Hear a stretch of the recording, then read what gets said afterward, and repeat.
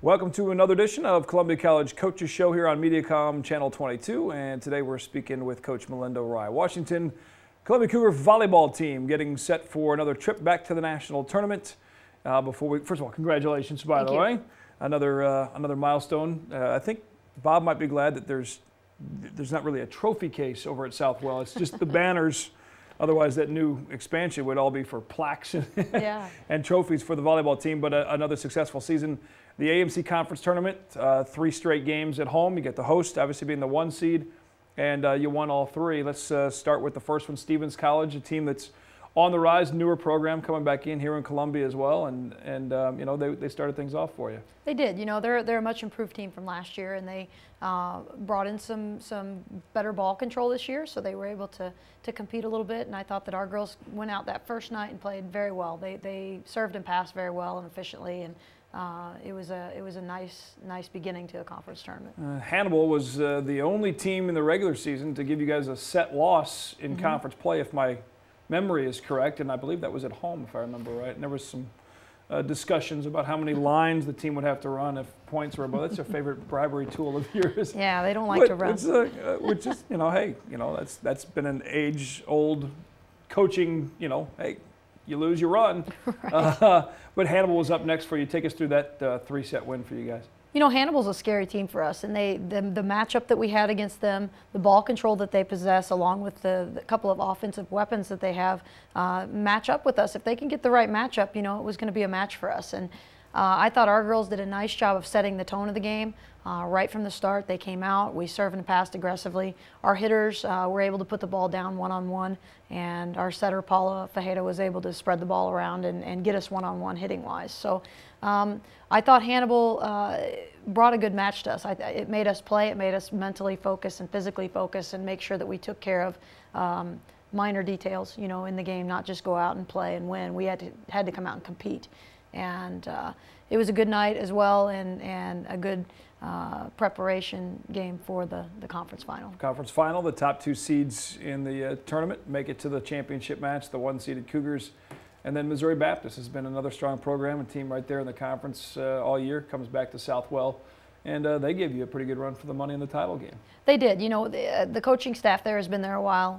I've obviously been at Columbia for a while, so they prep for us very well. They know how to play us. They're comfortable with us. We've played them twice this year, plus we've seen them in another tournament early in the season. So they're comfortable with us. They've scouted us. The girls on the other side of the net are comfortable with us. And anytime you play a team that many times in a season, and they also had a lot of returners, a core group that was returning that had a comfort zone with us. So it's hard to beat a team 3 times in a season, and especially when they get that comfortable with you and they know how to play you. And they are well coached. They have good ball control, well coached team. They attacked our weaknesses very well. And I thought our girls did a nice job of coming out really strong at the beginning of the match. I believe it was 25-14 in game 1. Then we got kind of sucked into their style of play. The pace of the game slowed down. They slowed us down, and we got caught trading points with them.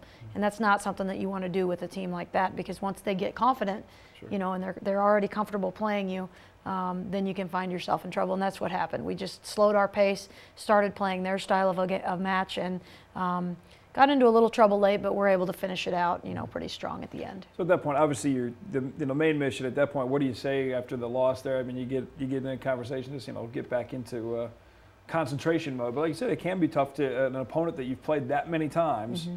It doesn't take much of a decrease in your play or a slip or a couple mistakes on service errors or blocks that didn't work or whatever for them to take advantage and control momentum. Yeah, you know, I warned them. I warned our team before the match, the day before the match, and then again between games 2 and 3 after we came out and blasted them a little bit in game 1 and 2. I warned them again in the locker room about how Missouri Baptist lulls you into their pace of the game and everything slows down, and then they start trading points, and it's exactly what happened. So my words between games 3 and 4 were not pleasant.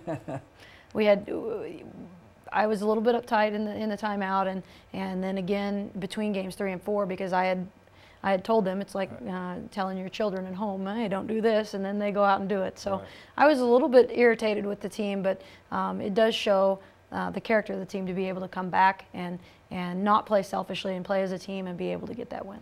and you end up taking the regular season or the conference tournament championship at that point. Several girls, of course, honored both for the season and in the tournament as well.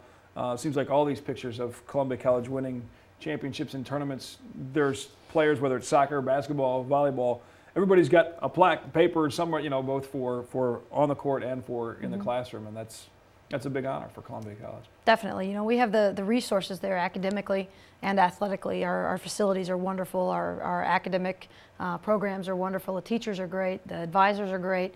Administration, both academically and in the athletic department, work together well. And it allows the coaches at Columbia College to be able to recruit great student athletes, and that's what we want.